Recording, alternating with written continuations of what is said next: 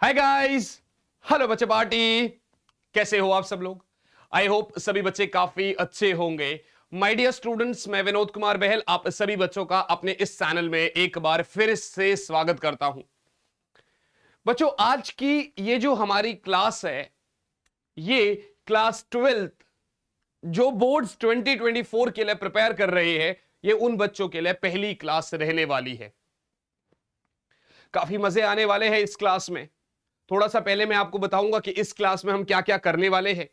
इस जो चैप्टर मैं स्टार्ट करवा रहा हूं, उस चैप्टर में क्या क्या पढ़ना है हमें। उसके बाद आज एक टॉपिक को उठा रहे होंगे, आज एक टॉपिक को कर रहे होंगे। माय डियर स्टूडेंट्स, तो यार एक बार हम लोग स्टार्ट कर रहे होंगे, उससे पहले आपका डिस्क्रिप्शन में कम्युनिटी का लिंक होगा। उस कम्युनिटी को आपने ज्वाइन करना है। वहां पर यूज कोड वीके आर्मी। वहां पर ये जो भी इस पूरे क्लास के नोट्स है, ये सब आपको मिल रहे होंगे। और डिस्क्रिप्शन में एक स्पेशल क्लास का लिंक भी है, आप उसको भी ज्वाइन जरूर करिएगा। वहां से आपको बहुत अच्छी इंफॉर्मेशन मिल रही होगी। सबसे पहले पहले यार, जो भी मेरा ये सेशन है, इसको स्टार्ट करने से पहले मैं आपको बताऊं बच्चे कि यार आपकी जो बुक है, यहां पर दो बुक्स आपको मिली होगी एनसीईआरटी की। एक बुक 1 और दूसरी बुक 2। वेटेज की अगर बात करी जाए तो लगभग लगभग सेम होता है, लगभग लगभग सेम वेटेज होता है। यहां पर आपका एक यूनिट इलेक्ट्रोस्टैटिक्स, ठीक है ना, 2 चैप्टर आते हैं इसके अंदर। फिर करंट इलेक्ट्रिसिटी 3rd चैप्टर होता है। फिर मैग्नेटिज्म के 2 चैप्टर आते हैं, एक ईएमआई और एक एसी। ये आपका बुक 1 कंप्लीट होता है। बुक 2 में चैप्टर 8 ईएम वेव्स, फिर रे ऑप्टिक्स, वेव ऑप्टिक्स, उसके बाद मॉडर्न फिजिक्स के 3 चैप्टर, उसके बाद सेमीकंडक्टर्स। अब अगर हम ध्यान से देखेंगे बच्चा, अब अगर हम ध्यान से देखेंगे तो यार आपका 2 चीजों का आपको अब ध्यान देना है, एक बोर्ड्स और सीयूएट। बहुत सारे बच्चे हैं जो सोच रहे थे पहले कि सिर्फ बोर्ड्स के लिए पढ़ेंगे, लेकिन अब सिर्फ बोर्ड्स के लिए आप कुछ नहीं कर पाओगे। अब बोर्ड्स के साथ साथ आपको सीयूएट के लिए भी पढ़ना पड़ेगा, वो भी मैंडेट है। बहुत सारे बच्चे नीट के लिए प्रिपेयर कर रहे होंगे, बहुत सारे बच्चे जेई के लिए प्रिपेयर कर रहे होंगे, बहुत सारे बच्चे एनडीए के लिए प्रिपेयर कर रहे होंगे। तो अगर आप नीट या जेई के लिए प्रिपरेशन कर रहे हैं, तो मैं आपको बता दूं कि फिर उसके बाद आपको सीयूएट की प्रिपरेशन अलग से, एटलीस्ट जो आपके डोमेन सब्जेक्ट्स हैं जैसे फिजिक्स, केमिस्ट्री, मैथ्स, इनके लिए आपको, या बायो, इनके लिए आपको अलग से सीयूएट की प्रिपरेशन नहीं करनी है। ये क्योंकि आप ऑलरेडी अपर लेवल का पढ़ रहे हो, तो बेसिक लेवल के क्वेश्चंस तो आप इजीली कर पाओगे, ठीक है ना। और जो सिर्फ सीयूएट, यानी सिर्फ जिनका क्लियर है विजन कि नहीं भैया मुझे सिर्फ और सिर्फ सेंट्रल यूनिवर्सिटीज में एडमिशन लेना है, तो आप सीयूएट के लिए भी प्रिपेयर कर रहे होगे। सर आप किस लेवल का पढ़ा रहे होगे? क्या आप सिर्फ बोर्ड्स का पढ़ाओगे? क्या आप सीयूएट लेवल का पढ़ाओगे? क्या आप नीट लेवल का पढ़ाओगे? क्या आप जेई लेवल का पढ़ाओगे? मैं आपको बता दूं कि यहां पर मैं आपको एडवांस लेवल का पढ़ाऊंगा। देखो, प्रॉपर नीट और जेई का क्रैश कोर्स तो या कोर्स तो नहीं है ये, बट हाँ इतना जरूर है कि आपको आइडिया लग जाएगा कि किस लेवल का कंटेंट आपको दिया जा रहा होगा यहां पर। Got it guys? चलिए, तो यार इलेक्ट्रोस्टैटिक्स की अगर हम बात करें, आज हम इस टॉपिक को लेने वाले हैं। आज हम इलेक्ट्रोस्टैटिक्स के इस टॉपिक को लेने वाले हैं। लेक्चर कंप्लीट करा करो पूरा। अगर आप इस चैनल पे अगले 2 महीने की बात करेंगे, आगे अगर हमें कुछ चेंजेस करनी होंगे टाइमिंग में तो वो हो जाएगा, बट अगले 2 महीने की अगर हम बात करेंगे तो वीकली मेरा एक लेक्चर आ रहा होगा, और उसकी जो टाइमिंग है वो आपका वेडनेसडे 9 PM रहने वाला है। तो जैसे आज का ये लेक्चर है, तो अगले लेक्चर में क्या टॉपिक कराऊंगा वो मैं आपको पहले से ही बता दूंगा। माय डियर स्टूडेंट्स, आज हम लोग इलेक्ट्रोस्टैटिक्स स्टार्ट कर रहे होंगे। आज हम लोग इलेक्ट्रोस्टैटिक्स स्टार्ट कर रहे होंगे। सर इलेक्ट्रोस्टैटिक्स की अगर हम बात करें, इलेक्ट्रो मानी चार्जेस और स्टैटिक्स मानी रेस्ट। यानी हम अगर जो भी चार्जेस रेस्ट पे होंगे, इलेक्ट्रोस्टैटिक्स में हम उसको पढ़ रहे होते हैं। Got it guys? अगर आप ध्यान से देखेंगे तो इसके अंदर 2 चैप्टर्स हमें मिलते हैं पढ़ने को, एक आपका चैप्टर 1 बुक का और एक चैप्टर 2। अगर अब तक का वेटेज देखा जाए इतने सालों का कि बोर्ड्स में कितने मार्क्स का आता है, यहां से लगभग लगभग इक्वल ही आता है। दोनों से मिला के करीब करीब 10 मार्क्स का आता है। तो ये आपका एक हिसाब से 10 नंबर आपको दिलाएंगे। ये 2 चैप्टर्स काफी बड़े हैं, काफी ज्यादा बड़े चैप्टर्स है, और स्टार्टिंग है तो आपको स्टार्टिंग में अच्छे को पढ़ने, मतलब अच्छे से आपको ये पढ़ने होते हैं, आपको भी अच्छा लगता है कि चलो ठीक है यार थोड़ा और क्वेश्चंस करें। बाद में मैं आपको संभाल लूंगा जब आपका थोड़ा सा डामाडोल होने वाला होगा, है ना। चलिए यार शुरुआत करेंगे सबसे पहले पहले चैप्टर नंबर 1। इस चैप्टर का नाम है यार इलेक्ट्रिक चार्जेस एंड फील्ड्स। इस चैप्टर का नाम है यार इलेक्ट्रिक चार्जेस एंड फील्ड्स। इसके अंदर आज हम लोग देखिए चैप्टर 2 कब पढ़ेंगे, इलेक्ट्रिक पोटेंशियल एंड कैपेसिटेंस, हो तो जब ये खत्म होगा। इसके अंदर आज हम लोग इलेक्ट्रिक चार्जेस को कवर करने वाले हैं, मतलब ऑल अबाउट चार्जेस। चार्जेस क्या होता है, कैसे होता है। इस चैप्टर के अंदर आपको क्या क्या करना रहता है, एक मैं आपको और बता दूं बच्चा, एक मैं आपको और बता दूं कि मैं आप लोगों के सामने कभी भी पीपीटी लेके मैं नहीं पढ़ाने वाला आपको। एक प्रॉपर ऑफलाइन की फील आएगी आपको जब बोर्ड एम्प्टी रहता है और साथ में टीचर लिख के पढ़ाता है आपको, दिस पूरा लिख के पढ़ाता है, तो एक नेक्स्ट लेवल की फीलिंग आती है। आप अपने शॉर्ट नोट्स भी मेरे साथ बना रहे होते हैं, तो मैं यही कहूंगा जो भी मैं आपको यहां पर करवा रहा हूं, अगर कोई बच्चा ऑफलाइन में कोचिंग भी लेता है ना, तो एक बार वहां की पढ़ाई और यहां की पढ़ाई कंपेयर कर लेना, आपको उससे ज्यादा कंटेंट मिल रहा होगा। साथ ही साथ में यार अगर आपको मेरे साथ एक पर्सनल कनेक्ट बनाना है तो नीचे डिस्क्रिप्शन में लिंक दे रखा है, आपको कोड वीके आर्मी यूज करना रहता है। सिर्फ और सिर्फ 1500 रुपए देके आप पूरे एक साल की फिजिक्स मुझसे एक एप्लीकेशन पर पढ़ सकते हैं, जहां पर आप मुझसे डायरेक्ट बात भी कर सकते हैं। और अगर आपको फिजिक्स केमिस्ट्री मैथ्स या फिजिक्स केमिस्ट्री बायो पूरा बैच लेना है तो सिर्फ और सिर्फ 3500 कोड वीके आर्मी यूज करना रहेगा आपको। माय डियर स्टूडेंट्स, ये आपके लिए बहुत बेनिफिशियल है। कोई ऐसा जरूरी नहीं है कहीं आप सोचो सर आप तो कोर्स बेच रहे हो, ऐसा कुछ नहीं है, फ्री में भी पढ़ा रहा हूं, बट वहां पे एक पर्सनल कनेक्ट बैठता है। शायद आज आपको ये बात अच्छी नहीं लग रही होगी, 4-5 लेक्चर के बाद आप देखोगे तो आपको वैसे ही समझ में आ जाएगा। चलिए खैर, तो यार इलेक्ट्रिक चार्जेस के बारे में पढ़ेंगे, मतलब what are the types of charges, what are the properties of charges, what are the methods of charges. जो दूसरा टॉपिक आता है हमारे पास वो कूलम्ब्स लॉ है। यही से आपको रनिंग नोट्स बनाने हैं, मैं स्क्रीनशॉट लेने के लिए बिल्कुल नहीं कहूंगा आपको, ठीक है ना। आपको साथ साथ नोट करना है वीडियो को पॉज करके अगर कुछ रह जाए तो। सो इलेक्ट्रिक चार्जेस क्या होता है, then Coulomb's law. Coulomb's law के अंदर ही हमें इसका एक वेक्टर फॉर्म भी करना रहेगा। इसके बाद आपका सुपरपोजिशन प्रिंसिपल ऑफ फोर्सेस लगता है, ठीक है ना, सुपरपोजिशन प्रिंसिपल ऑफ फोर्सेस लगता है। फिर उसके बाद हम इलेक्ट्रिक फील्ड का कॉन्सेप्ट उठाएंगे, और इलेक्ट्रिक फील्ड के बाद हम यूनिफॉर्म डिस्ट्रीब्यूशन पढ़ेंगे बच्चे। यूनिफॉर्म डिस्ट्रीब्यूशन मानी अब तक इलेक्ट्रिक फील्ड से पहले जो भी हम चीज पढ़ते थे बेटा, वो हम माइक्रोस्कोपिक बॉडीज यानी छोटी छोटी बॉडीज के लिए पढ़ा करते थे, बट अब हम मैक्रोस्कोपिक यानी नेचुरल जो रोजमर्रा वाली जिंदगी में हम देखते हैं वो वाली चीज पर आ जाएंगे। एक बहुत ही ज्यादा इंपॉर्टेंट टॉपिक है इलेक्ट्रिक डाइपोल, यहां से क्वेश्चन बनता ही बनता है। सो दिस इज इलेक्ट्रिक डाइपोल। और अगर इलेक्ट्रिक डाइपोल की बात करें तो इलेक्ट्रिक डाइपोल के बाद कुछ गिर गया यहां पर, आई डोंट नो क्या गिरा, चलो कोई बात नहीं, वो हम बाद में देख लेंगे। खैर, इलेक्ट्रिक डाइपोल हो गया। इलेक्ट्रिक डाइपोल के जस्ट बाद अगर मैं आपसे बात करूं तो हम इलेक्ट्रिक फ्लक्स का कॉन्सेप्ट करेंगे। और एक चीज याद रखना, आज पहले ही दिन डिसाइड कर लेना, जब हम चैप्टर स्टार्ट करते हैं तो बहुत बढ़िया से पढ़ रहे होते हैं, लेकिन धीरे धीरे हम जैसे ही देखते हैं बच्चे, जो गिरा था मुझे लगता है वो माउस गिरा है, but it's okay, we will find out that, है ना। तो धीरे धीरे अगर आप देखोगे चैप्टर के लास्ट में, अगर आप देखोगे ना, तो वो जो लास्ट वाला डे रहता है ना, वो हमारा रह जाता है, राइट बच्चा पार्टी। यानी कि जो लास्ट वाला टॉपिक है गॉस थ्योरम, वो हमारा रह जाता है ना। थोड़ा सा माइंड डाइवर्ट हो गया था, जो कुछ गिर गया था। तो आपको यही चीज देखनी है, ये जो गॉस थ्योरम है और इसके जो एप्लीकेशंस है, पहले ही दिन से दिमाग में डाल लो कि विनोद सर ने कहा है कि यार ये टॉपिक तो बहुत अच्छे से करना है। अक्सर बच्चों से मैं पूछता हूं, चैप्टर हो गया तो बच्चा कहता है सर बाकी सब समझ में आ गया, गॉस थ्योरम एक बार दोबारा से पढ़ा दो, वो रह गया। क्योंकि यार शुरुआत हम करते हैं चीज की, आखिर तक खत्म नहीं करते। मैं आप लोगों के सामने यहां पर खड़ा हूं, आपको कैसा लगेगा अगर मैं आपको स्टार्टिंग से लेकर पढ़ा रहा हूं और 5-6 महीने बाद कह दूं बेटा अब तो मैं नहीं पढ़ा पाऊंगा तुम लोगों को?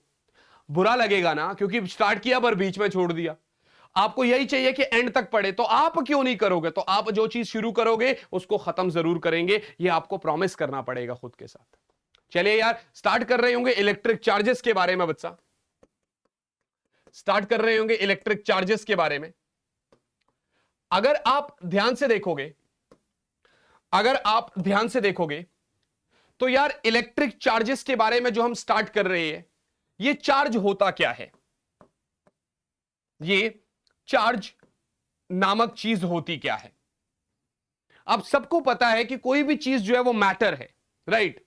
जो हम बचपन में पढ़ते थे, anything which occupy space has some mass has some volume, है ना? तो आप ध्यान से देखो, हैव बोल दो, हैज बोल दो, एक ही बात है। हमें इंग्लिश नहीं पढ़नी, ठीक है, हमें फिजिक्स पढ़नी। चार्ज क्या होता है? चार्ज कोई भी मैटर की एक इंटरनल प्रॉपर्टी है। अगर बाहर आप देखोगे मार्केट में, अगर कहीं लड़ाई हो रही है, ठीक है ना, कोई भी बंदा अगर किसी और को पीट रहा होगा, कोई मतलब अपने से ऊपर दर्जे वाला बंदा जो है अपने से नीचे वाले दर्जे वाले बंदे से लड़ रहा होगा, तो हमें बुरा लगता है, हमें हमारा खून खौल जाता है। क्यों? वो हमारी इंटरनल प्रॉपर्टी है। कुछ लोग ऐसा है, लड़ाई हो रही होती है तो ऐसे सामने चले जाते हैं भाई तमाशा देखने के लिए। वो उनकी अपनी प्रॉपर्टी है ना यार, वो उनकी अपनी चाहत है। उसी तरीके से हर एक मैटर की एक इंटरनल प्रॉपर्टी है। So it is the inherent, मतलब internal, intrinsic, it is the inherent, जिसको आप इंट्रिंसिक बोलते हैं, intrinsic property of matter. It is the intrinsic property of matter. But कैसी प्रॉपर्टी? जिसकी वजह से आप आगे मेरे साथ पढ़ोगे इलेक्ट्रिक फील्ड क्या होता है और मैग्नेटिक फील्ड क्या होता है। अगर मैं इलेक्ट्रिक फील्ड में या मैग्नेटिक फील्ड में किसी चार्ज पार्टिकल को रख दूं तो वो फोर्स एक्सपीरियंस करता है। वो क्या एक्सपीरियंस करता है? फोर्स एक्सपीरियंस करता है, उसके ऊपर फोर्स लगता है। वही प्रॉपर्टी को हम चार्ज बोलते हैं, है ना? मतलब आप देखो, चार्ज के अंदर, मतलब जैसे कोई एटम है, एटम के अंदर फंडामेंटल पार्टिकल्स है, इलेक्ट्रॉन्स, प्रोटॉन्स, न्यूट्रॉन्स। एक इलेक्ट्रॉन दूसरे इलेक्ट्रॉन के ऊपर फोर्स लगाता है। Why? Because it has some charge. तो चार्ज क्या है? प्रॉपर्टी है जिसकी वजह से एक इलेक्ट्रॉन दूसरे इलेक्ट्रॉन के ऊपर फोर्स लगा है। So it is the inherent property of matter due to which it experiences force when placed in electric field or magnetic field, due to which it experiences force when it is placed in electric field or magnetic field। क्या मेरी बात समझ में आ रही है? Charge के बारे में आपको पता चल गया भाई चार्ज क्या होता है। अगर आप ध्यान से देखेंगे तो इसका जो एसआई यूनिट होता है, इसका जो एसआई यूनिट होता है वो कूलाम्ब होता है, कैपिटल सी। अगर पूरा नाम लिखेंगे तो स्मॉल से रिटर्न होगा, क्योंकि किसी भी साइंटिस्ट के नाम पे अगर यूनिट है तो आपको स्मॉल लेटर से स्टार्ट करना पड़ेगा, राइट बच्चा पार्टी? और अगर सिंगल आपको सिर्फ लिखना है सिंबल उसका, तो वो कैपिटल सी आप लिख सकते हो। तो एसआई यूनिट इसका कूलाम्ब हो गया बच्चा। अगर आप इसकी सीजीएस सिस्टम की बात करें, अगर आप इसकी सीजीएस सिस्टम ऑफ यूनिट की बात करें तो दो यूनिट आएगी यहां पर, एक इलेक्ट्रोस्टैटिक यूनिट और एक इलेक्ट्रोमैग्नेटिक यूनिट। एक आपका इलेक्ट्रिसिटी वाला यूनिट होता है और एक आपका मैग्नेटिज्म वाला यूनिट होता है।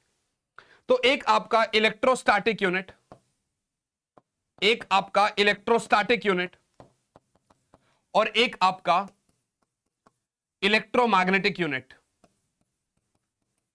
इलेक्ट्रोमैग्नेटिक यूनिट, इसको ESUB बोलते हैं और इसको EMUB बोलते हैं। असल में अगर मैं कूलाम्ब के नाम में इसका नाम दूं तो इसको आप बोलते हो स्टैट कूलाम्ब, स्टैट कूलाम्ब, और इसको आप बोलते हो एब कूलाम्ब, एब कूलाम्ब। आपको क्या करना है? आपको एनसीईआरटी खोलनी है, थोड़ा सा होमवर्क आपको करना है ना। आपको एनसीईआरटी खोलनी है अगर देखो बता पाए कमेंट बॉक्स में तो ठीक है, नहीं तो अगले लेक्चर में मैं तो वैसे ही बताने वाला हूं। बट क्या है ना, हम साथ साथ में ऐसा नहीं कि हाँ ठीक है यार मैं पढ़ा रहा हूं, क्योंकि ये लाइव नहीं है, रिकॉर्डेड लेक्चर। अब मैं पढ़ा रहा हूं और आप जो है कुछ भी नहीं कर रहे हो, मूवी की तरह देख रहे हो, ऐसा नहीं, थोड़ा काम करना पड़ेगा। एनसीईआरटी खोलनी पड़ेगी, जितना मैं आपको करा रहा हूं सेम आपको एनसीईआरटी के थ्रू कवर करना पड़ेगा, सेम रिवाइज करना पड़ेगा। तो आप मुझे रिलेशनशिप बताएंगे एक कूलाम के साथ ईएसयू का क्या रिलेशन है, मानी स्टेट कूलाम का क्या रिलेशन है, एक कूलाम के साथ एब कूलाम का क्या रिलेशन है। और जब यह पता चल जाए तो बाद में आपको बताना है ईएसयू और एब कूलाम का क्या रिलेशन है। ये दोनों रिलेशंस आपको मुझे बताने हैं। कहां बताना है? नीचे कमेंट बॉक्स में, मैं हर एक कमेंट पढ़ता हूं। आप कमेंट बॉक्स में मुझे बताओगे, मुझे अच्छा लगेगा, ठीक है ना। और अगर आप बता पाए तो बहुत अच्छी बात है। इफ इन केस आप में से किसी बच्चे ने कमेंट नहीं करा तो मुझे यह समझ में आ रहा होगा कि लगता है आपको नहीं पता, ठीक है ना। तो फिर उसके बाद मैं आपको अगले लेक्चर में मैं आपको इसके बारे में बता दूंगा कि भाई क्या रिलेशन है। मुझे लगता है कि यार तुम इतनी तो रिसर्च करोगे ही मेरे लिए, है ना। बता भी देना और याद भी कर लेना, ऐसा नहीं कि भाई गूगल से सर्च मार लेना। किसी किताब से बताओगे देख के तो मुझे अच्छा लगेगा, बाकी तुम गूगल से बताओगे तो फिर वो तुम्हारी अपनी गलती। तो यार चार्ज के बारे में मैंने आपको ये एक पेज बता दिया, चार्ज क्या होता है ना। अगर आप ध्यान से देखोगे बच्चा, अगर आप ध्यान से देखोगे तो चार्ज बेसिकली दो तरीके का होता है, एक पॉजिटिव और एक नेगेटिव, एक पॉजिटिव और एक नेगेटिव। बेसिकली इस चैप्टर का राजा इलेक्ट्रॉन है, तो इलेक्ट्रॉन के बिहाफ पे हम डिसाइड करते हैं वेदर चार्ज इज पॉजिटिव और negative, whether charge is positive और नेगेटिव, राइट बच्चा पार्टी। तो अगर मैं आपको बताऊं तो असल में जैसे एक मान लेते हैं बॉडी है, इसके अंदर सपोज करते हैं 4 नेगेटिव यूनिट ऑफ चार्ज है, 4 पॉजिटिव। ध्यान से देखो भाई, जितना नेगेटिव उतना पॉजिटिव, या यू आप कह सकते हो number of proton is equal to number of electrons. जब ऐसा होता है ना तो आपको पता है क्या लिखना होता है, आपको लिखना होता है कि सर ये बॉडी न्यूट्रल है।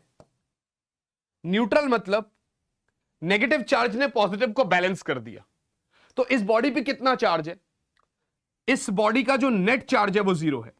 अगर कोई ये कह देना charge of this body is 0, तो थोड़ा गलत हो जाता है यार।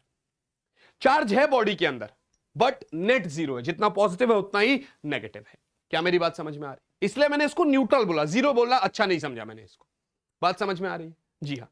तो यार एक पॉजिटिव और एक नेगेटिव, कभी कभार ऐसी चीजें ना हमें नहीं चाहिए होती है। मान लेते इलेक्ट्रॉन ज्यादा हो गए तो क्या चार्ज होगा, प्रोटॉन ज्यादा हो गए तो क्या चार्ज होगा। या ऐसा बोलना थोड़ा सही नहीं समझते, हम ये समझते हैं कि इलेक्ट्रॉन ज्यादा हो गया तो क्या होगा, इलेक्ट्रॉन कम हो गए तो क्या होगा।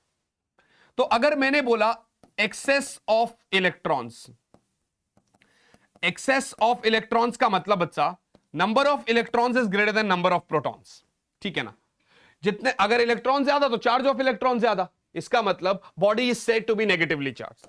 यदि इस एक बॉडी के अंदर इलेक्ट्रॉन ज्यादा है तो उसको नेगेटिवली चार्ज्ड बॉडी बोलूंगा मैं। क्या मेरी बात समझ में आ रही है? I hope this is very very clear to you all. अब बात आती है भैया, अब बात आती है भैया डेफिशिएंसी ऑफ इलेक्ट्रॉन्स। अब बात आती है भैया डेफिशिएंसी ऑफ इलेक्ट्रॉन्स, मानी number of protons is greater than number of electrons. यहां पर इलेक्ट्रॉन्स की थोड़ी कमी है मेरे पास, deficiency of electrons. I hope this is very clear बच्चा। यहां पर क्या है, डेफिशिएंसी ऑफ इलेक्ट्रॉन्स। यहां पर आपका इलेक्ट्रॉन्स का थोड़ा सा एक्सेस है और यहां पर इलेक्ट्रॉन्स का थोड़ा डेफिशिएंसी है। This is positive and negative charge. Clear है भैया? एनपी बराबर एनी न्यूट्रल, क्यूएन बराबर 0। बात समझ में आ रही है? जी हां सर, बिल्कुल 0 समझ में आ गया। तो नेगेटिवली पॉजिटिवली चार्ज बॉडी मुझे समझ में आ गई, और चार्ज क्या होता है मैंने ये भी बता दिया, यूनिट्स ऑफ चार्ज क्या होता है मैंने ये भी बता दिया। नेक्स्ट टॉपिक पे बढ़ते हैं हम लोग। नेक्स्ट टॉपिक क्या होगा बच्चे? Properties of charge. Next topic क्या होगा हमारा बेटा? Properties of charge. तो अगर आप ध्यान से देखोगे, तो अगर आप ध्यान से देखोगे चार्ज की प्रॉपर्टीज क्या क्या होती है। पहली प्रॉपर्टी यार एडिटिव नेचर। पहली प्रॉपर्टी यार एडिटिव।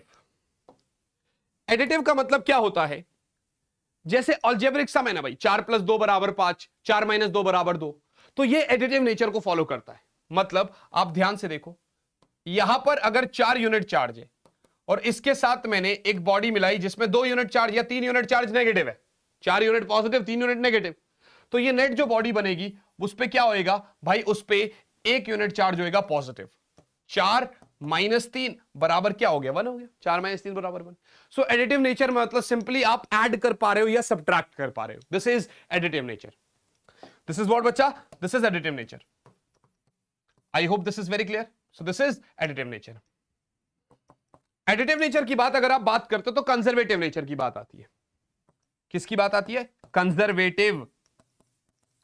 इसके बाद कंजर्वेटिव नेचर की बात आती है। यह भी बात सही है यार।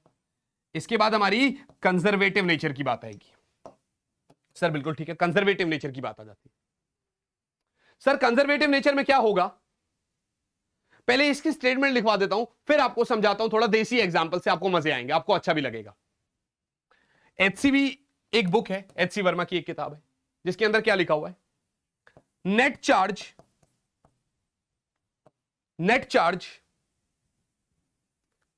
Of an isolated body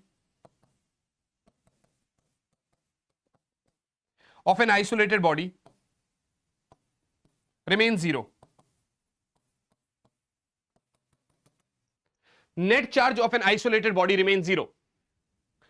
isolated body की जो नेट चार्ज है वो 0 रहता है। ठीक बात है, आइसोलेटेड बॉडी का जो नेट चार्ज है वो 0 रहता है। मतलब क्या है इसका, एक और स्टेटमेंट लिखी जाती है, charge can neither be created nor destroyed. Even मैं यहां पर चार्ज की जगह नेट चार्ज बोल सकता हूं, ठीक है, net charge can neither be created nor destroyed. So charge can neither be created nor destroyed.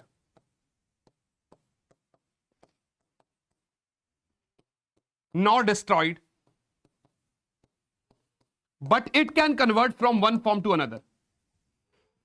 But it can convert from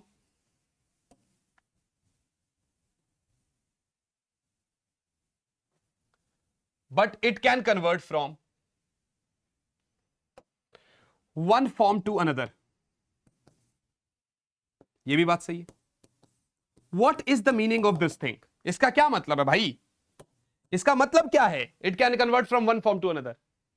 इसका मतलब यह है बच्चे कि देसी भाषा में आत्मा अमर है। हैं? ये क्या बोल रहे हो सर? मैं समझाऊंगा अभी। आत्मा अमर है मतलब ये है बच्चे, आपने सुना होगा, इधर मूवीज में देखा होगा ना, इधर हॉस्पिटल में दादाजी की डेथ हो जाती है, उधर दूसरे हॉस्पिटल में बच्चा पैदा होता है। पक्का दादाजी इधर से गए इधर आ गए, ठीक है ना। मतलब एक आत्मा एक शरीर से निकल के दूसरी जगह दूसरे शरीर में चली जाती है, आत्मा अमर है। वहां पर यह भी तो कह रहा है कि कोई भी बॉडी है उसका जो नेट चार्ज है वो सेम रहेगा। एक बॉडी से दूसरी बॉडी तक चार्ज जा सकता है, बट जो पहले था वो बाद में रहेगा। मतलब थोड़ा एग्जाम्पल के थ्रू समझो, थोड़ा सा एग्जाम्पल के थ्रू समझो बच्चे। ओके, ये लाइन पहले खींची थी हमने, इस लाइन को थोड़ा सा पास बना देते हैं। ऐसे कॉन्सेप्ट समझो बच्चा। ये देखो यहां पर ये ऐसा है और ये ऐसा है। ये आइसोलेटेड बॉडी है, ये पहले देख रहे हैं हम, ये बाद में देखेंगे। इसके अंदर 3 चार्ज पार्टिकल है मान लेते हैं, 1 2 3, और इसके अंदर भी 3 है, 1 2 3। इनिशियली अगर आपने देखा तो इसके ऊपर कितना है, 2 यूनिट चार्ज है, इसके ऊपर -4 और इसके ऊपर +6। तो एक बात बताओ, यहां पर पहले नेट चार्ज कितना है, पहले में नेट चार्ज कितना है, 2 + 6 8 - 4, आंसर कितना आया, 4 यूनिट। कुलाम बुलाम नहीं बोल रहा मैं, नॉर्मली बोल रहा हूं, 4 यूनिट चार्ज है, ठीक है। प्रैक्टिकल में आप माइक्रो कुलाम ज्यादा पढ़ते हो, सो 4 यूनिट चार्ज है। सही है सर, सही है। अब मैंने कहा इधर 1 है, मैंने कहा इधर 1 है और इधर 7 हो गया, तो आप बताइए इस वाले पे कितना होगा। आपने कहा सर नेट चार्ज पहले और बाद में सेम है। देखो एक बात बताओ, इधर कितना है, 4 नेट, तो इधर 7 है और इधर 1 है, तो मिला के कितना हो गया, 8। तो इस पे कितना होगा, -4 है ना। यानी इन तीनों का सम 4 के बराबर हो जाएगा, तो इस वाले पे कितना हो जाएगा, -4। तो इसका भी नेट चार्ज 4 यूनिट और इसका भी नेट चार्ज कितना, 1 + 7 8 -4, मतलब -4 का 4 ही हो गया, 8 - 4 4 यूनिट। तो आपने एक प्रॉपर्टी पढ़ी एडिटिव नेचर, वो कह रहा है चार्जेस को आप नॉर्मली ऐड सब्ट्रैक्ट कर सकते हो। चार्ज कैसा है यार, एक स्केलर क्वांटिटी है ना भाई, मतलब इसका मैग्नीट्यूड मैग्नीट्यूड होता है, डायरेक्शन नहीं होती है। चार्ज एक, देखो आगे जाके आप पढ़ते हो कि करंट जो होता है ना वो ना स्केलर ना वेक्टर है, वो बाद में पढ़ेंगे, बट ये एक स्केलर क्वांटिटी है, मतलब ये वेक्टर सम को फॉलो नहीं करता, मतलब इसको आप नॉर्मली ऐड कर सकते हो अलजेब्रिक सम के फॉर्म में। आई hope this is very clear बच्चा, क्या मेरी बात समझ में आ रही है? तो मैंने ये चीज आपको बोला, ये आपका कॉन्सेप्ट यहां से आपको क्लियर हो गया। क्लियर है भैया? जी सर बिल्कुल क्लियर है सर।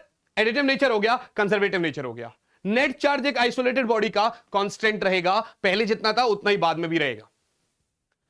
ये आई गेस आप देख रहे होंगे, नोट कर लिया होगा आप लोगों ने। थोड़ा साइड हट जाता हूं, अगर किसी का रह गया होगा तो पॉज करके नोट कर ले।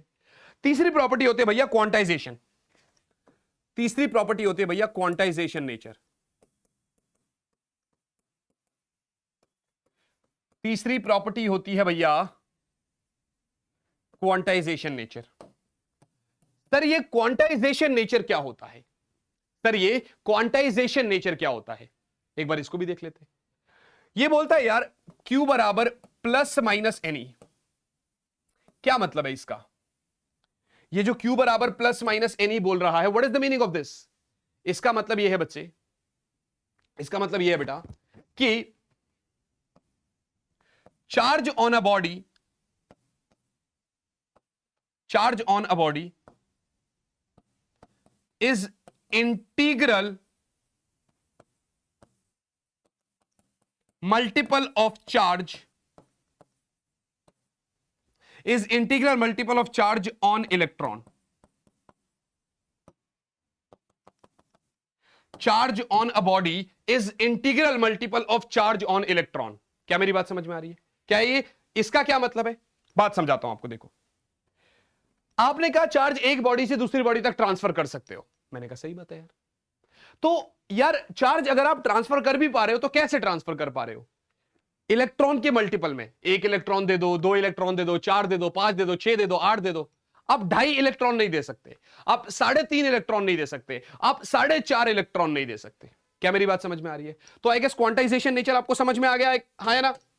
यानी charge on body is integral multiple of charge on electron. बात तो सही है सर। याद रखना जो चार्ज ऑन इलेक्ट्रॉन होता है, क्यू नेचर है, मैंने ई बोला, चार्ज ऑन इलेक्ट्रॉन -1.6 इंटू 10 की पावर -19 कूलाम्ब होता है, क्योंकि इलेक्ट्रॉन का चार्ज तो नेगेटिव चार्ज है, नेगेटिव चार्ज है। और जो प्रोटॉन पे चार्ज होता है बच्चा, वो +1.6 इंटू 10 की पावर -19 कूलाम्ब होता है। और सर जो प्रोटॉन पे चार्ज होता है वो इतना, भाई ये इलेक्ट्रॉन पे चार्ज है, ये प्रोटॉन पे चार्ज है। मैंने कहा बात तो सही है, ठीक है ना? न्यूट्रॉन का चार्ज आपने पढ़ ही लिया, नेट चार्ज उसका 0 होता है। मास के बारे में देखोगे तो आपका होमवर्क यह है बच्चा कि आपने एनसीईआरटी से ही इलेक्ट्रॉन का मास, प्रोटॉन का मास और न्यूट्रॉन का मास, इन दोनों में जो है ना बहुत कम डिफरेंस होता है, बट आपको बताना है केजी में। ये कमेंट में लिखना है आपने, इलेक्ट्रॉन का मास, प्रोटॉन का मास और न्यूट्रॉन का mass. I hope this is very very clear to you all बच्चा। ठीक है जी, ये आपको बताना है, ये आपको बताना है। तो आपने कहा यार इलेक्ट्रॉन का मल्टीपल, मतलब मैं आपको थोड़ा सा एक दो क्वेश्चंस कराता हूं, फिर आपको समझ में आएगा मैं क्या बोल रहा हूं। सबसे पहला सवाल यह है बच्चा, ये क्यू क्या है? Charge on body. एन क्या है? देखिए यहां पर एन क्या है? N is the number of electrons बोलो, चाहे इंटीजर बोलो, चाहे इंटीजर बोलो, 1 2 3 डैश डैश डैश डैश, कितने भी, 1.5 2 2.5 इंटीजर में होना चाहिए भाई, फ्रैक्शन में नहीं हो सकता। और ई क्या है? E is the charge on electron. E क्या है? Charge on electron. और क्यू क्या है बेटा? Charge on body. क्यू क्या है बच्चे? Charge on body. क्या मेरी बात समझ में आ रही है? ई क्या है? Charge on electron. क्यू क्या है? Charge on body. सही है सर, बिल्कुल ठीक है। अब यार एक काम करते हैं ना, अब यार एक काम करते हैं, इसको थोड़ा सा आगे लेके जाते हैं। एक क्वेश्चन देखता हूं मैं आपको, पॉज करके बताना क्या ये आपको समझ में आ रहा है। So the question here is बच्चे, is it possible for a body to have a charge of, is it possible for a body to have a charge of 4 into 10 raised to the power -19 coulomb? मैंने कहा किसी भी body के ऊपर जो charge होगा वो इलेक्ट्रॉन के मल्टीपल का चार्ज होगा। आई गेस आप पॉज करके कर रहे हो, ठीक है ना, आप पॉज करके करो और अब आप आंसर मिला लो मेरे साथ। राइट, मैं तो करवा ही रहा हूं आपको। क्या किसी भी बॉडी के लिए यह पॉसिबल है कि उसके ऊपर इतना चार्ज हो? अब देखने पे बच्चे ने कहा सर 4 ही तो आ रहा है, आपने कहा था 1 2 3 4 पॉसिबल है। नहीं भाई, अभी नहीं बता सकते है कि नहीं, है मुझे कैसे पता? तो आपको ये क्यू है, ये क्या है? Charge on body. ये क्या है? Charge on body. बात समझ में आ रही है? और आपको यह बात भी पता है कि इलेक्ट्रॉन का चार्ज 1.6 इंटू 10 की पावर -19 है। सर आपने तो बोला था माइनस में होता है। हां, माइनस में होता है। फिलहाल मुझे नंबर ऑफ इलेक्ट्रॉन्स लिखना है, उसके लिए मुझे मैग्नीट्यूड की जरूरत है, उसके लिए मुझे उसकी साइन की जरूरत नहीं है। गौरेला जी? जी सर। तो Q बराबर अगर n ही है तो n बराबर Q बाई E हो गया। जी सर। अब चार्ज क्या है? 4 इंटू 10 की पावर -19। यूनिट से यूनिट तो कटेगा ही कटेगा। 1.6 10 की पावर -19। भाई ये कट गया, ये पॉइंट से ऊपर जाएगा 40 बन गया। 16 एकम 16, 16 से गया 2.5, तो n मिला 2.5। यानी आपको वो ये बताने की कोशिश कर रहा है कि this body is having a charge of 2.5 times electron. ये तो पॉसिबल ही नहीं है। आपने तो बोला भैया, आपने क्या बोला? आपने कहा सर बॉडी के ऊपर चार्ज कितना पॉसिबल है? उतना जितना इलेक्ट्रॉन का चार्ज है। बॉडी के ऊपर चार्ज कितना पॉसिबल है? उतना जितना इलेक्ट्रॉन का चार्ज है, मानी उसके मल्टीपल। तो या तो 1 गुना इलेक्ट्रॉन, या 2 टाइम्स इलेक्ट्रॉन, या 3 टाइम्स इलेक्ट्रॉन। बट ये तो 2.5 टाइम्स है, which is not possible. Yes, समझे? अगर समझे तो एक छोटा सा होमवर्क है भैया। अगर आप समझे तो एक छोटा सा चुटकू सा होमवर्क है। क्या? कमेंट में आप आंसर बताएंगे। ये आपका 3.2 इंटू 10 की पावर -19 कूलम है। आपको बताना है is it possible for a body to have charge this और नॉट। आपको बताना है यस और नॉट, क्या ये पॉसिबल है कि नहीं है। तो देखने से तो नहीं होगा, आपको n निकालना होगा। n निकालो, फ्रैक्शन में आ रहा है तो नो, होल नंबर में आ रहा है तो यस। आई बात समझ? ये आपका प्रॉपर्टीज ऑफ चार्ज हो गया। तो अभी तक आपने क्या पढ़ा भैया? चार्ज क्या होता है, प्रॉपर्टीज ऑफ चार्ज में ये तीसरी प्रॉपर्टी भी आपने पढ़ ली। तो ये 3 प्रॉपर्टीज ऑफ चार्ज आपने पढ़ ली। I guess this is very very clear to you all बच्चा। चलिए भाई आगे बढ़ेंगे, चलिए भाई आगे बढ़ेंगे। अब तीसरी प्रॉपर्टी, मतलब अब क्या करेंगे? Methods of charging. अब हम क्या पढ़ने वाले बच्चे? Methods of charging. जी हां, नाइस। अब हम लोग मेथड्स ऑफ चार्जिंग पढ़ने वाले हैं। सर मेथड्स ऑफ चार्जिंग में क्या मतलब है? What is the meaning of methods of charging? बता दो, बता दो। इसके अंदर 2-3 मेथड्स हैं हमारे पास। थोड़ा सा आपको इस बारे में एनसीईआरटी, देखो मैं जब बोलता हूं ना ये आपका होमवर्क है, दैट डजंट मीन कि मैं वो चीजें नहीं पढ़ाऊंगा आपको। इसका मतलब है कि मैं चाहता हूं कि आप भी थोड़ा सा काम करें और वही चीजों के बारे में बोलूंगा जो आपको समझ में आएगा। जो नहीं आएगा तो मैं बोलूंगा ही नहीं उसके बारे में, है ना? क्योंकि यार इतना एक्सपीरियंस है, मुझे पता है कि कौन सी चीज तुम्हें समझ में आएगी। आई होप आप लोगों ने सुना होगा बचपन में कंडक्टर और इंसुलेटर्स के बारे में। आप इनके बारे में पढ़ेंगे, अपने नोट्स बनाएंगे एनसीईआरटी से। कहां से? और कहीं कोई किताब? सर और कोई किताब लेनी है? अभी भाई किताबों की लाइन मत लगाओ, मैं बता दूंगा कौन सी किताब लेनी है। अभी आपने सिर्फ ये किताब लेनी है, अभी आपने सिर्फ ये किताब लेनी है भैया, आपका कंडक्टर्स और इंसुलेटर्स। आपने नोट्स बनाने हैं, ठीक है ना, एनसीईआरटी के अकॉर्डिंग। बात समझ में आ रही है? सही है सर। मेथड्स ऑफ चार्जिंग, देखिए कंडक्टर क्या होता है? कोई भी ऐसी बॉडी जिसके थ्रू चार्ज फ्लो कर सकता है, इंसुलेटर के थ्रू नहीं कर सकता। यस, यही है, तभी तो कंडक्टर और इंसुलेटर बचपन से पढ़ते आ रहे हैं। तो मेथड्स ऑफ चार्जिंग में सबसे पहली प्रॉपर्टी जो होती है उसको बोलते हैं इलेक्ट्रोस्टैटिक इंडक्शन। उसको क्या बोलते हैं बच्चे? Electrostatic induction. इसको बोलते हैं इलेक्ट्रोस्टैटिक इंडक्शन बच्चे। What is the meaning of this electrostatic induction? क्या मतलब है इलेक्ट्रोस्टैटिक इंडक्शन का बच्चे? तो यार इलेक्ट्रोस्टैटिक इंडक्शन का मतलब है, आपको क्या करना है, मैं पूरा समझा रहा हूं, पूरा समझा रहा हूं, बट इसकी जो डेफिनेशन है वो आपको एनसीईआरटी की बुक से लिखनी है। सर आप तो खिलवाड़ कर रहे हो हमारे साथ। अरे बच्चे, मैं पता क्यों बोल रहा हूं बार बार ये कमेंट में लिखो ये एनसीईआरटी की बुक से? उसका कारण यह है कि भाई तुम्हें एनसीईआरटी खोलनी है। एनसीईआरटी बाइबल है, एनसीईआरटी लास्ट तक बच्चा नहीं खोलता, लास्ट तक नहीं पढ़ता, इसी बहाने तुम खोलोगे इसको, और जो मैं समझा रहा हूं वो तुम्हें इजीली समझ में आ ही जाएगा। मेरी भाषा में अगर इसको डिफाइन करोगे तो कैसा डिफाइन करोगे? बगैर टच करे किसी भी बॉडी को टेम्पररी चार्ज करना। इंग्लिश में बोलूं, सुनो, the temporary electrification of a body. दी मेरी भाषा में अगर आप लिखते हो, मैं लिखवा देता हूं अपनी भाषा में, बट बुक खोलोगे तो अच्छा लगेगा। इसका मैं पूरा एग्जांपल्स के थ्रू समझाऊंगा आपको। Temporary electrification of a body. अच्छा, रात को जो स्पेशल क्लास है उसका लिंक नीचे दे रखा है बेटा, तो आप लिंक को जरूर ज्वाइन करें। और अगर कोई आज नहीं देख रहा है इसको, कल भी देखता, बाद में भी कभी देखता, तो उस लिंक पे क्लिक करें, वीके आर्मी कोड से उस लिंक को आप ज्वाइन करें, क्लास को ज्वाइन करें, इंपॉर्टेंट होती है ना।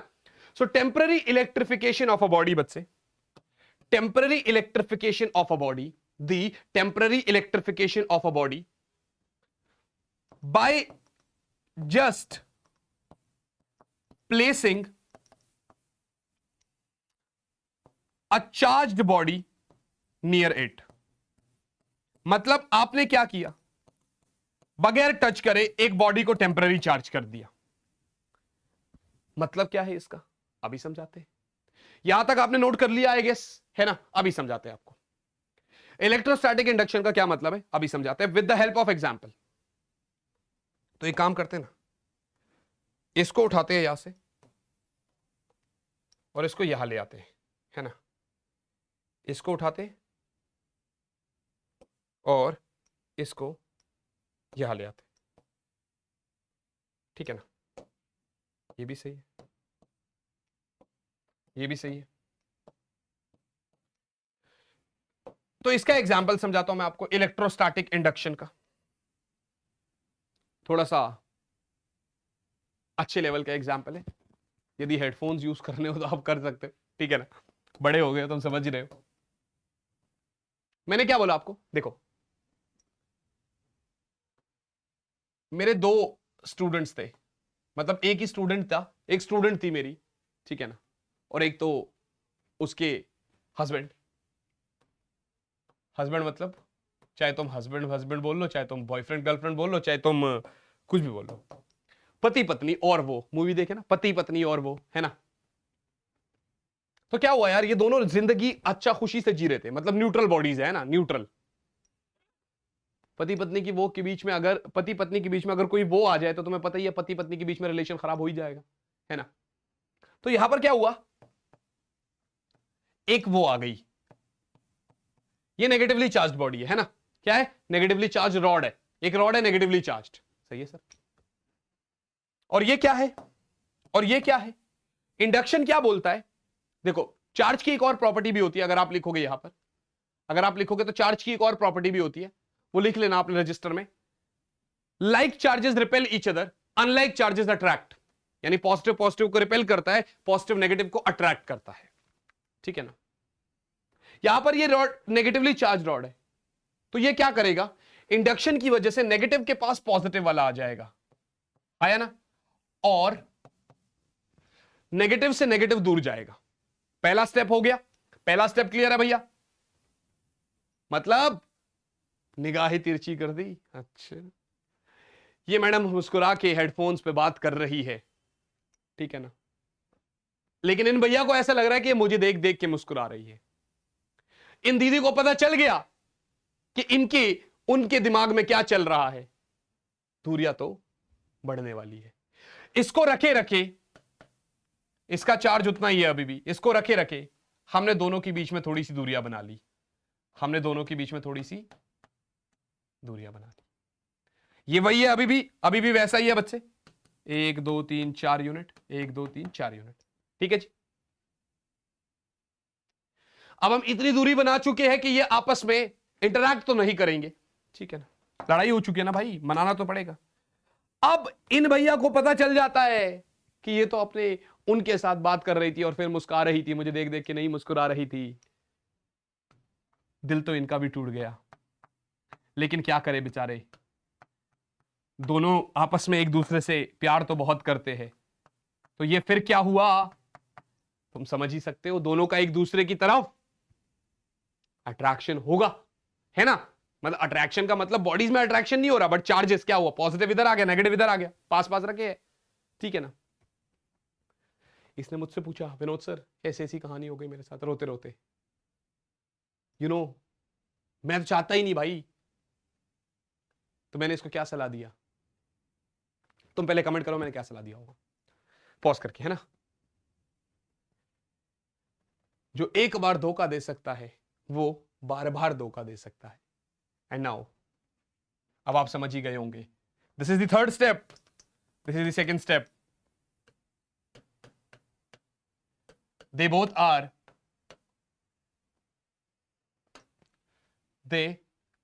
Are living very very happy single life. समझ में आया कि नहीं आया? कॉन्सेप्ट समझ रहे हो? पहले न्यूट्रल थे, नेगेटिव चार्ज रॉड में इसके पास ले आया, नेगेटिव चार्ज रॉड क्या करा, इसके पास ले आया, फिर क्या हुआ, ऐसा आपस में चार्जेस इधर उधर चले गए, बट बाद में इतनी दूरी पर हमने सेपरेट कर दिया कि ये इंटरेक्शन नहीं कर पा रहे, तो इसका पॉजिटिव और उसका नेगेटिव, है ना। दूरी थोड़ी सी बढ़ा दी, देखो अब दूरी थोड़ी सी बढ़ाएंगे तो ये अपना पॉजिटिव डिस्ट्रीब्यूट कर लेगा, ये अपना नेगेटिव, टेम्पररी ये नेगेटिव और पॉजिटिवली चार्ज हो गए। क्या मेरी बात समझ में आ रही? यस और नॉट गाइस? तो ये था इलेक्ट्रोस्टैटिक इंडक्शन। इसी तरीके से आप इनको पॉजिटिवली चार्ज भी, मतलब देखो ये तो दो है, अगर मैं एक बोलूं तो एक क्या होगा उसको भी समझा देंगे अभी, बट एक मेथड आपको समझ में आ गया इलेक्ट्रोस्टैटिक इंडक्शन क्या होता है। आई गेस ये आपने नोट भी कर लिया होगा। एक मेथड होता है बच्चे अर्थिंग, एक मेथड होता है अर्थिंग, इसको आप ग्राउंडिंग भी बोलते, इसको आप ग्राउंडिंग भी बोलते हैं। इसमें क्या होता है बच्चे, इसमें बॉडी के ऊपर जो भी एक्सेस चार्ज होगा वो किसी और मेटल बॉडी के टच की वजह से, वो किसी और कंडक्टर के टच की वजह से एक्सेस चार्ज अर्थ उसको न्यूट्रल कर देगा, अर्थ उसको न्यूट्रल कर देगा। यानी the phenomena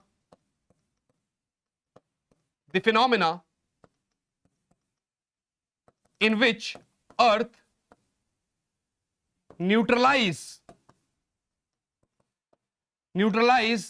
the excess charge, in which earth neutralize the excess charge of a conducting body.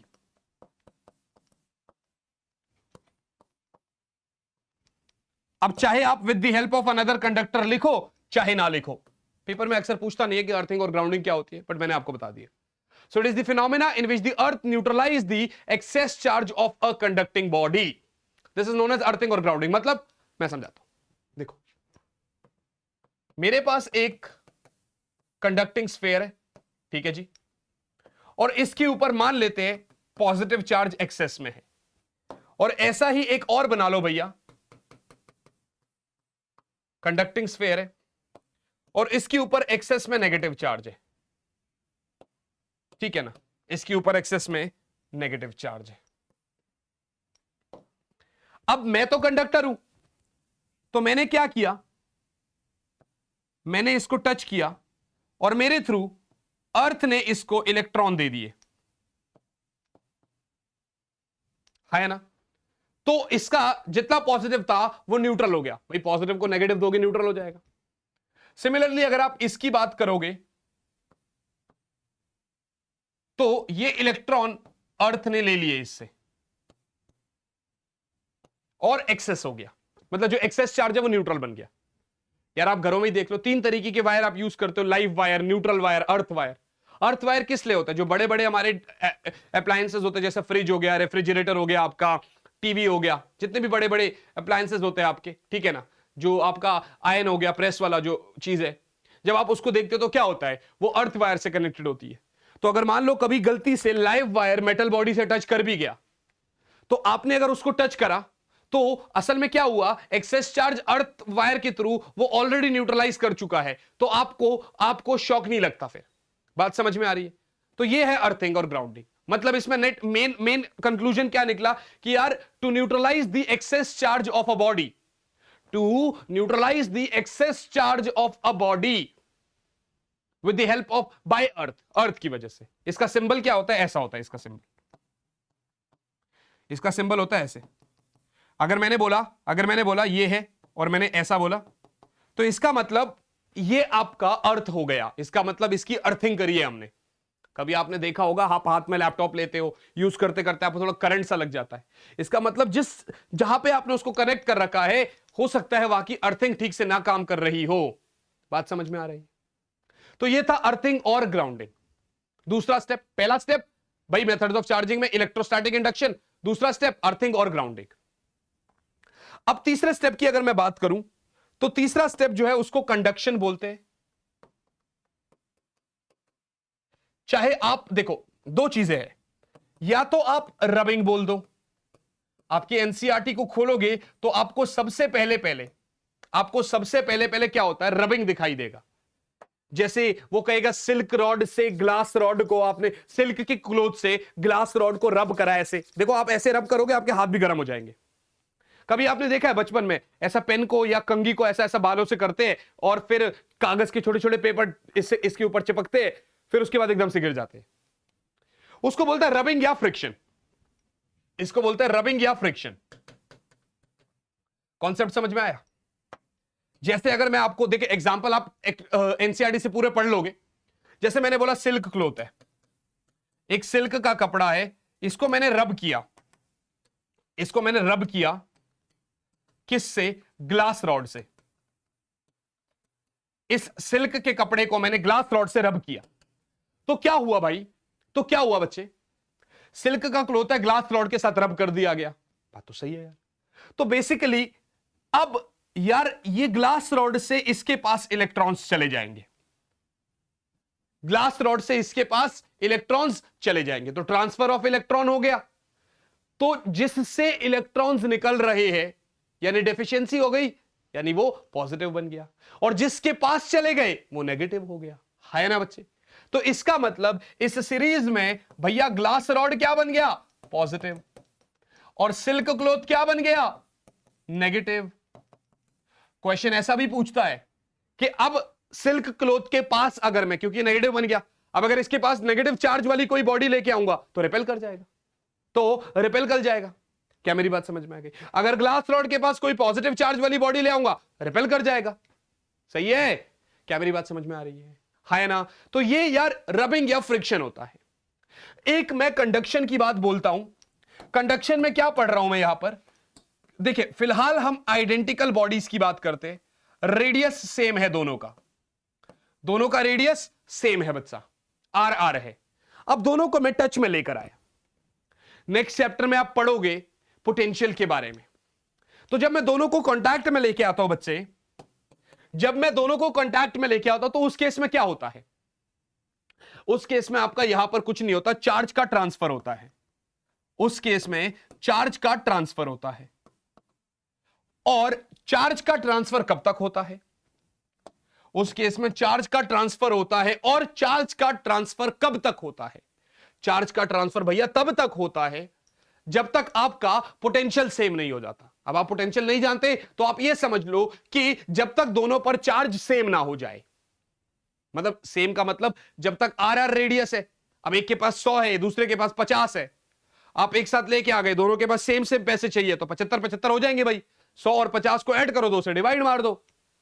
लेकिन अगर रेडियस अलग अलग है तो फिर वो आपका एडवांस लेवल पे नीट और जेई में पूछता है, बोर्ड्स में नहीं पूछता है, तो वो वहां पर हम पढ़ेंगे। तो फिलहाल रेडियस सेम है भैया, तो आप क्या करोगे? यहां पर जो नेट चार्ज होगा बच्चे, वो दोनों का चार्ज, जैसे मान लेते हैं इस पे Q1 है और इस पे Q2, तो दोनों पे Q1 प्लस Q2/2 है ना? माने एक पे चार्ज Q है, एक पे चार्ज 4Q है, लेकिन रेडियस सेम है, तो क्या करोगे? Q प्लस 4Q, 5Q/2 यानी 2.5Q। इसके पास भी 2.5Q, उसके पास भी 2.5Q। तो कॉन्सेप्ट मेरे हिसाब से आप लोगों को समझ में आ ही रहा होगा, ठीक है ना? कॉन्सेप्ट मेरे हिसाब से आप लोगों को समझ में आ ही रहा होगा। आपने क्या पढ़ा? आपने सबसे पहले अगर आप देखोगे अभी तक जो हम पढ़ चुके, अभी तक हम सबसे पहले यार इलेक्ट्रिक चार्ज को उठाए थे। चार्ज क्या होता है? It is the intrinsic property of matter due to which when it is placed in electric field और magnetic field it experiences force. इसका ऐसा यूनिट कूलम्ब होता है। सीजीएस में ESU, EMU, stat coulomb, ab coulomb, आपको relation NCERT से जानना है, नहीं तो किसी और किताब से।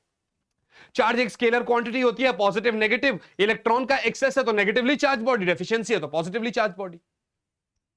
प्रॉपर्टीज ऑफ चार्ज में सबसे पहले एडिटिव नेचर ऐड हो जाते हैं नॉर्मली, फिर कंजर्वेटिव नेचर। आइसोलेटेड बॉडी का जो नेट चार्ज है वो हमेशा कांस्टेंट रहता है। उसके बाद अगर आप देखोगे तो क्वांटाइजेशन नेचर बाई क्यू बराबर प्लस माइनस एनी, ठीक है ना, यानी charge on a body is integral charge of electron, और मैंने आपको क्वेश्चन भी करा दिया ये रहा, ठीक है जी, मैंने आपको क्वेश्चन भी करा दिया। सही है, सही है। इसके बाद अगर आप देखोगे तो मेथड्स ऑफ चार्जिंग, पहला इलेक्ट्रोस्टैटिक इंडक्शन, बगैर टच करे बॉडी को आपने टेम्पररी चार्ज कर दिया, this is electrostatic induction. I hope this is clear. उसके बाद बात आती है आपकी अर्थिंग या ग्राउंडिंग।